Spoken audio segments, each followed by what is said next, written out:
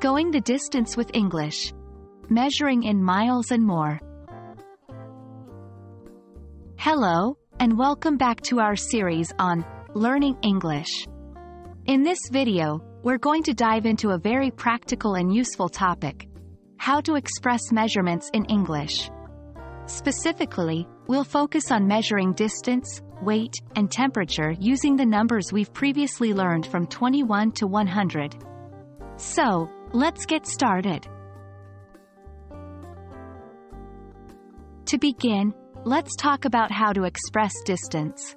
In the English language, distance can be measured in many ways, but two of the most commonly used units are miles and kilometers. Here's an example: the supermarket is 25 miles away. Or, the city center is 30 kilometers away.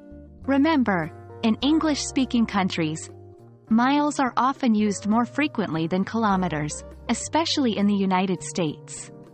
However, kilometers are used widely in scientific contexts and in countries using the metric system. Next, let's move on to weight. Similar to distance, weight can be measured in different units in English, but the most common are pounds, lbs, and kilograms, kgs. Consider these examples: the suitcase weighs 40 pounds. Or, the bag of rice is 2 kilograms. It's important to note that in everyday usage, especially in the US, people tend to use pounds more than kilograms. However, in most other countries and in scientific contexts, kilograms are the norm. Lastly, we have temperature. Temperature is most commonly measured in degrees Fahrenheit, degree F, or degrees Celsius, degree C. For example, the weather forecast says it will be 75 degrees Fahrenheit today. Or, the water is heated to 90 degrees Celsius. In the US, Fahrenheit is typically used to express temperature, while Celsius is used in most other countries and in scientific contexts. And there you have it.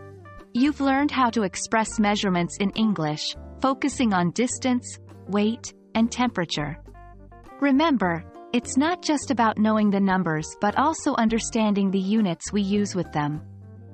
Keep practicing these phrases, and soon they'll become second nature. Thank you for joining us today, and we hope this video has been helpful. See you in our next lesson, where we'll continue our journey with English numbers. Until then, keep practicing and happy learning.